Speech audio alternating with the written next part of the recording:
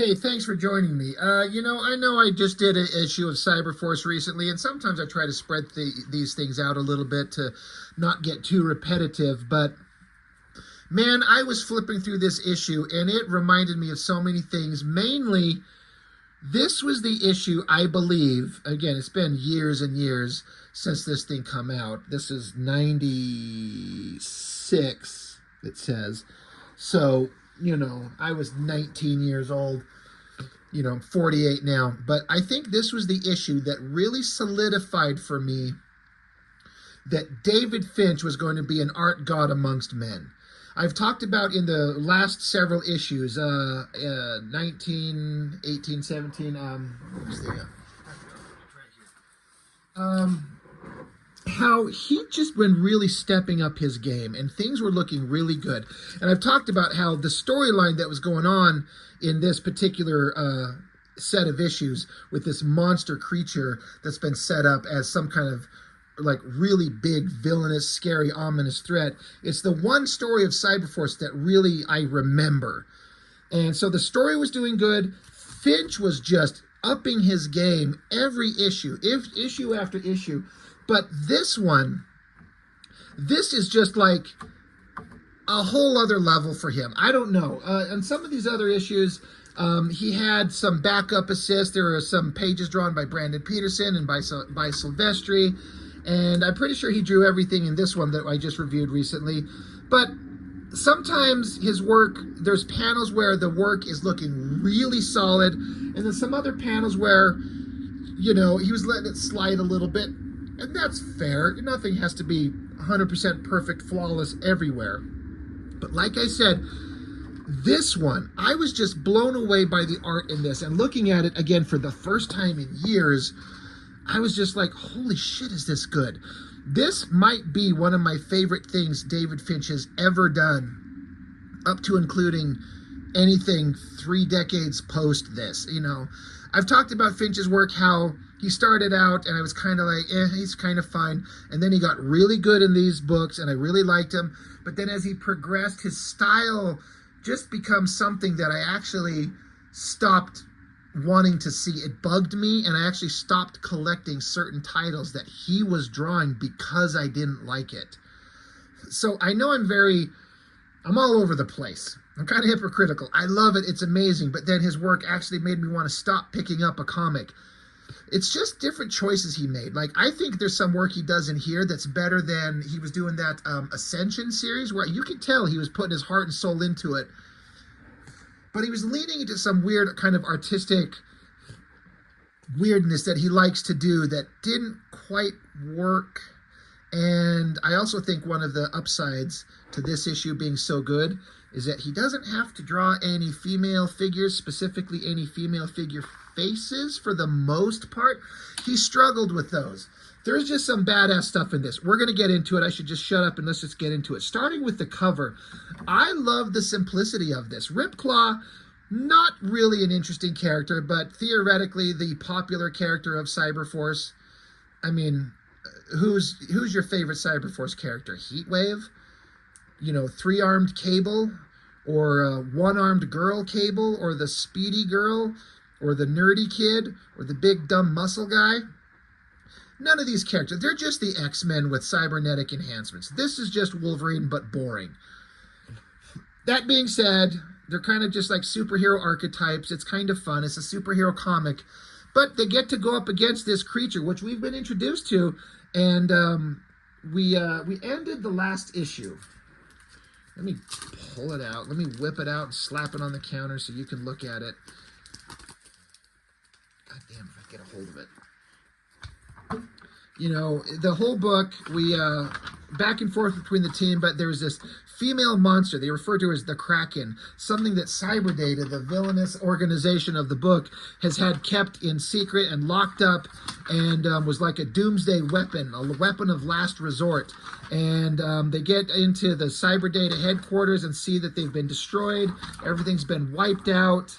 And so Stryker and Ballistic, they end up at the lower bottom levels of the Cyberdata headquarters while they're looking around, and they run into Zadro, the main bad guy, who runs everything, the all-powerful villain who started Cyberdata and is in control of the alien technology, which spawned all of these characters and the cybernetic enhancements that they have.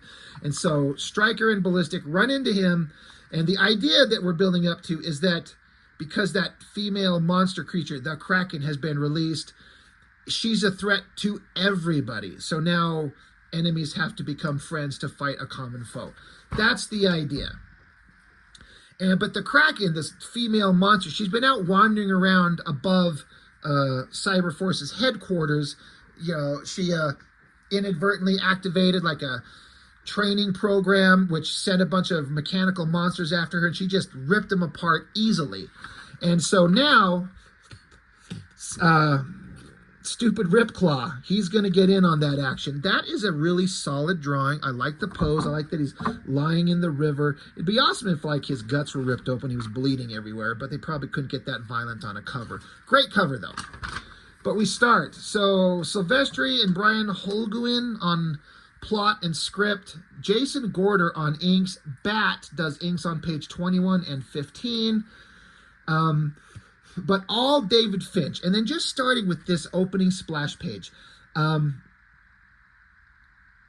said before that there were some images where David Finch is drawing Ripclaw and does the definitively coolest version of Ripclaw, even more so than Silvestri. And I know that's a controversial statement to make because Silvestri, if you know me, Silvestri is maybe my favorite artist. I could go back and forth in different eras and different times, but good God, is Silvestri just beyond amazing. That being said, Finch comes along, and this drawing of Ripclaw, you might look at it and go, what's the big deal, Rob? I don't know. It's just a personal thing. I like the composition of these trees kind of cutting up in front of him. Gives you kind of a hint that he's in a forest, and there's multiple layers of like foliage and trees and branches in front of him, and then he's standing here on this rock formation, and it's raining. It feels wet. I like the lines coming down, the water splashing off him. I like the way he does these backgrounds with like just a kind of like a shape of the trees, but there are heavier lines in there to kind of indicate that it's darker, but it still feels rainy. He does it on the cover, I think, yeah, with these kind of open shapes, and the colors give it some kind of depth. You know, it really feels like it goes into the distance. And then just the figure, the lighting, the rendering, it's so 90s. Ripclaw has maybe one of the dumbest looks. He's got pale white skin, even though he's Native American. He's got the ponytail. I was making fun of the ponytail in Stormwatch with all these characters with that ridiculous design element. But he's also got little strands of hair that hang down from the side of his head. He's got little ribbons hanging off the upper levels of his forearms, or just his upper arms. It's ridiculous. It's so 90s, but it's also kind of awesome. It's both things. It's kind of a fine line to walk, being so ridiculous and equally awesome at the same time. I just think this drawing is absolutely awesome. Ripclaw's face is badass. The anatomy is appropriately awesome. And Ripclaw is looking like a big threat. I mean, again, Cyberforce is just cybernetic X-Men. So this is Wolverine. He's out in the forest, he's hunting. And as I was flipping through this before I started the video, there's these text boxes everywhere. That's them trying to give some kind of deep pathos to the story, like, oh my gosh, my name is Robert Bearclaw. I am sometimes called Ripclaw. I am this. I am part of Cyberforce. I am this. I am that. I am this. I am that. He's super awesome. And it says, I am not a man who is given to fear. So as I was reading this, I was actually thinking subjectively, I think that this might be more interesting completely silent. No text boxes at all. Just imagine this story. You know what's going on. You know this monstrous Kraken creature is out there. You know Ripclaw's hunting her. Maybe we don't need any text. Just him in the rain looking. And you have to kind of fill in with your own kind of thoughts and feelings and emotions about what could be going on. I completely suggest the possibility this would read better with no text here in this opening scene with Ripclaw. No text needed here. No text needed here. It goes on and on. He's like, I am hunting a phantom. Something is lurking in the woods. I can feel its presence as if it were calling to me. I feel it stirring just out of sight. Something terrible. My name is Robert Bearclaw, and I am frightened. So they're trying to build up how he's saying, I'm an ultimate badass. I am not given to fear, but this thing that I'm hunting scares me. I get it. It's a worthy kind of idea. Fantastic. Remove the words on all of this. He's just out there hunting. He's traipsing through the river. He's going through the forest. He's tracking signs. And just this shot, the look on his face, the uplighting, I feel like this is a sense of fear. Finch nailed the art here. I see, like, he looks intense, but he doesn't look confident. Something is unnerving to him. Works without words. Doesn't need it. Finch is nailing it. I'm loving the backgrounds. Ripclaw continues to go searching. Again, text that doesn't need to be there. He runs across the mechanical creatures that the monster Kraken fought earlier in the previous issue. He stands, he picks up one of them, and he just looks at it. Again, we don't need these words. Just have him walk around and silently come across this thing and look at it. This would be awesome without the words. And then he's looking, he senses something in the distance, grits his teeth, and then we see a silhouette of a foot step down into view. They just look at each other. And then what are we going to get? I can't remember. Is it a single page or double page spread? We don't get it yet. But again, I'm just repeating myself. I'm sorry. This entire opening sequence should just be silent. This would have been incredible to me. As a kid, I would have been like, this was awesome. I get everything I need to know from the emotions without all these words. And then this monster steps into view. They're going to have a conflict. Oh, you got me. What's coming? All right. So we cut back to Stryker and Ballistic. They were talking to this Zadro guy, and he explains, like, we need to work together. And they're like, we don't trust you. You fucking suck. You're the worst thing that ever happened to us. He's like, yeah, I know, but this monster that they released, she was my precious angel, and they let her go, and blah, blah, blah, bling, bling, bling, blah. They talk. He says that she wants to kill him. He's like, I'm the thing that she wants to kill the most. For as much as I'm loving Finch's artwork, there's a little bit of weirdness here. He's got either a giant head or a tiny little hand. Both are drawn pretty damn well, but the kind of size relations are off. But the lighting and everything, full backgrounds from Finch, like he knows how to do it all. Has a pretty good face. I've given Finch some shit because he doesn't draw female faces very well. That's pretty good. I wonder if he had something to kind of look at. Like, if you look at the female faces he draws in Ascension, they're god awful. They're just the worst. That's not bad, though. But the coloring's awesome. It's kind of gold, metallic look, bug eyes, all pretty awesome.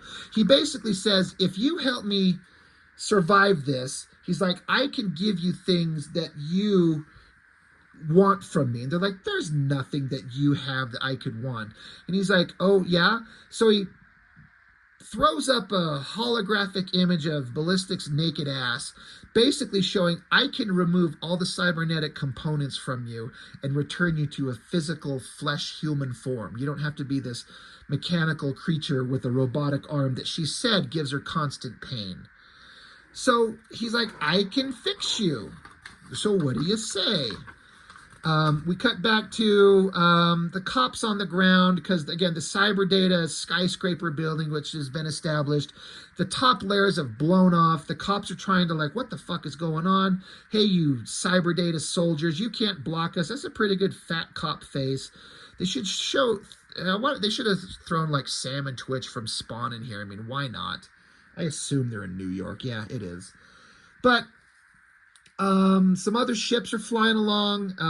Another bad guy who was like second in command to Zadro, the golden god of cyber data.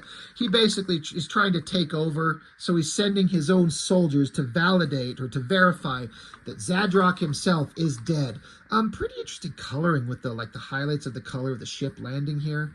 But these soldiers come along, they land, they got to go seek out bad guy. And this is all shit we don't really care about, but they're on site there, and they're going to go looking. Who cares? We get back to a page. I don't know if this is Finch speeding through a page so he throws almost all silhouettes, or if it's an actual like artistic design choice that he decided was the best way to show this scene. I think it could honestly go either way. I think I'd have to lean towards this was a specific choice to show it in silhouette, because we want them to fight and wait for the page turn to reveal the full shot of this monstrous creature. So I think the silhouette shots here actually worked really well. Her figure with her arms swiping, the big claws, and Ripclaw like diving out of the way. They're tackling each other. Relatively boring, easy close-up shot of Ripclaw's eyes. He swipes at her, sends her flying back. He's like, she's super fast. I can barely keep up with her. She's so powerful. What hell could spawn such a thing? This creature of pure rage, black hatred incarnate.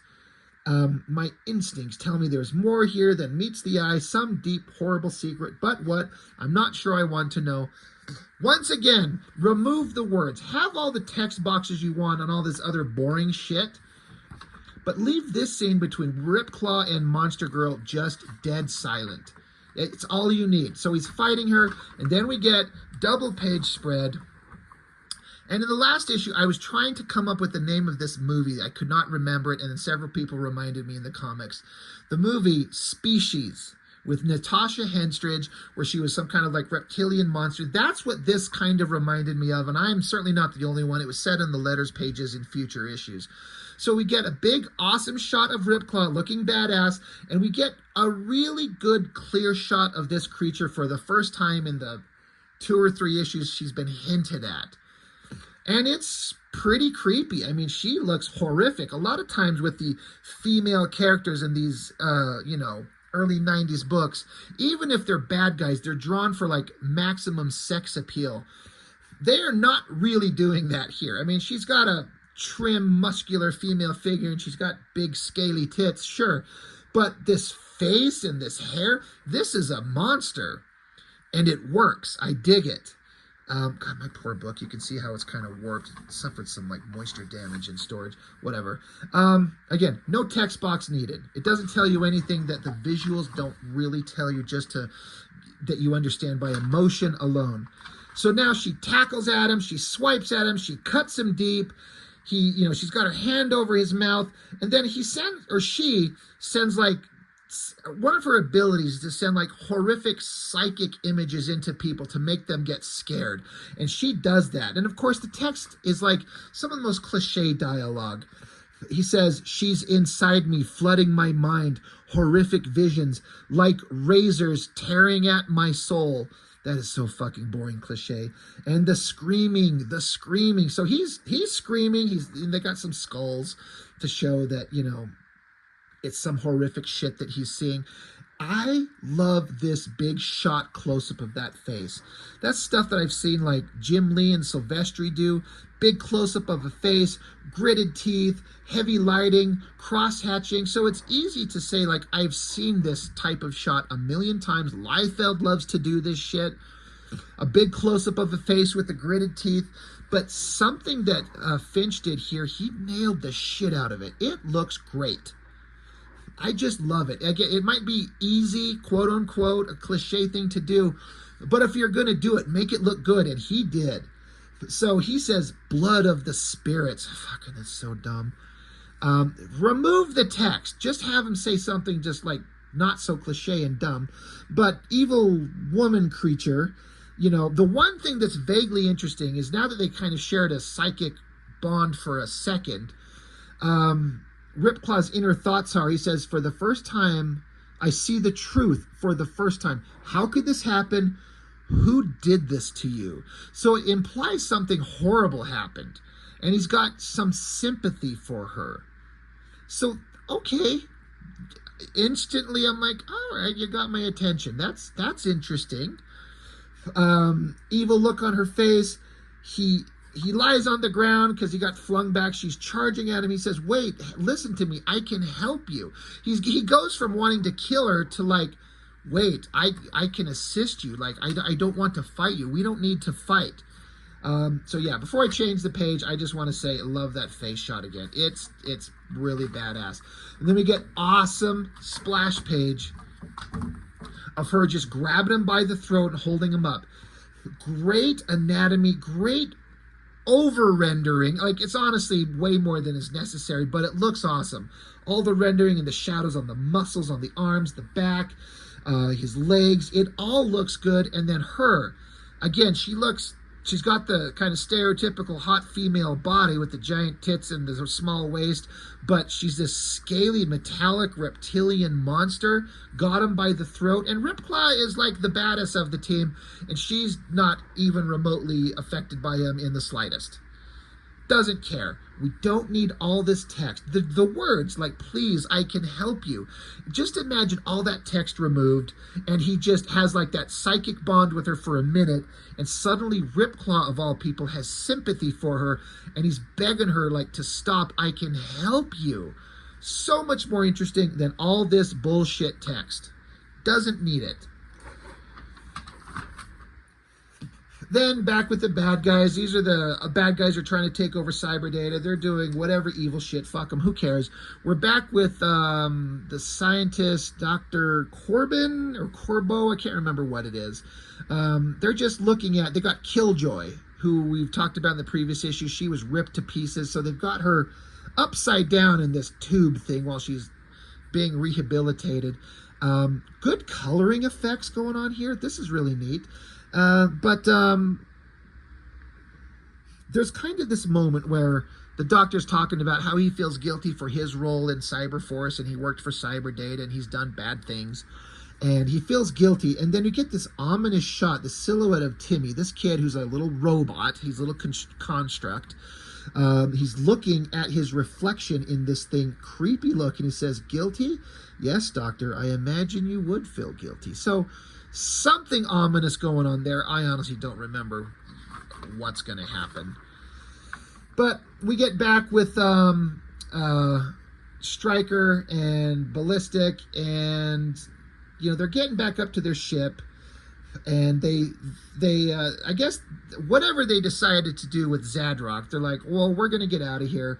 But their ship won't start. It won't turn on. Like, well, what the hell's going on?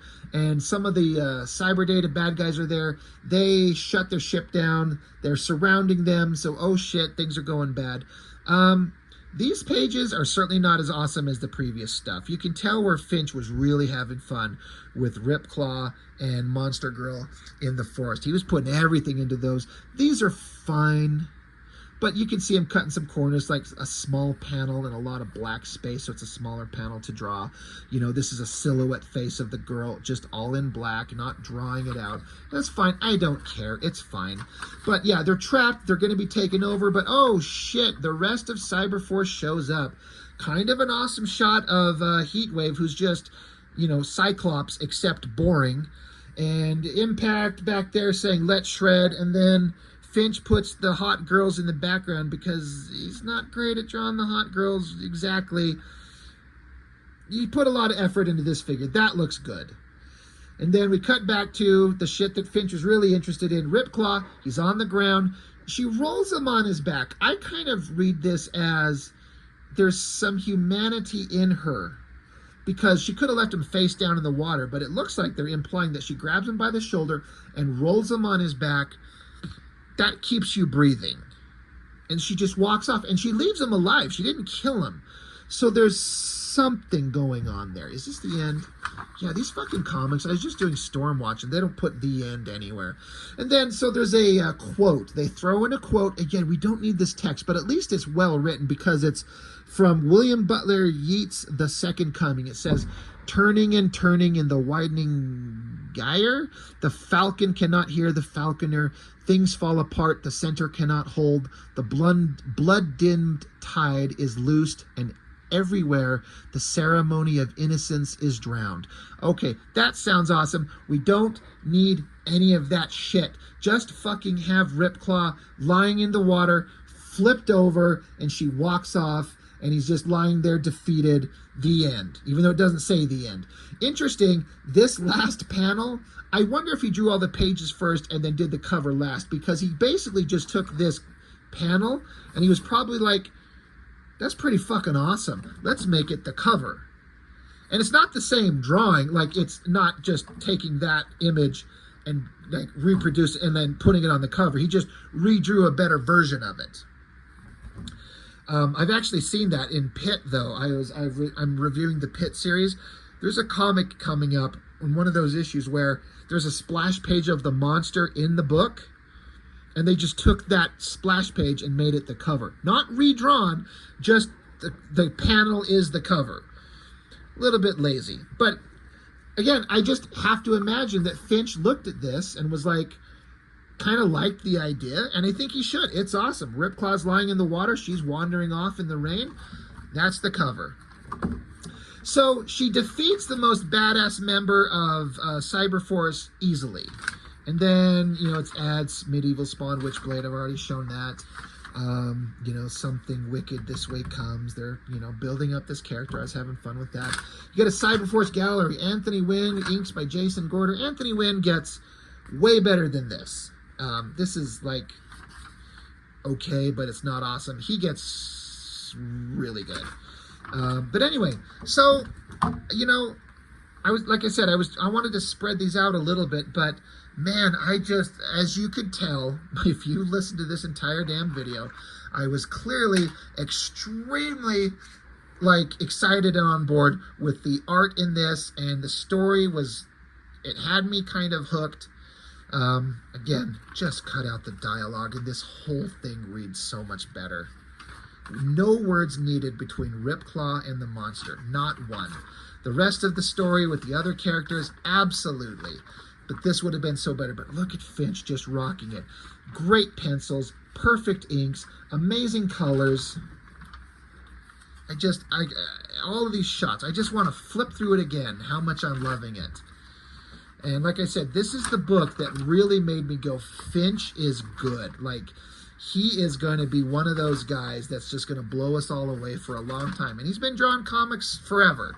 And again, like I said, for me, varying degrees of shit that I wanted to look at. Once he got over on X-Men and did some kind of cable series, I remember going, I'm done looking at this guy's work. I'm done. I do not want to look at this anymore. But then I picked up Moon Knight. His artwork was great, but the story was stupid. I don't care about Moon Knight. He got to write Batman, and I collected those. I don't know where the hell they are. I remember thinking the art was good. Anyway, there's just something about this issue right here. Finch, like, you had me, dude. You had me. So, Cyberforce, number 20. That's all I've got for now. Thank you for watching. I really appreciate it. I'll see you next time.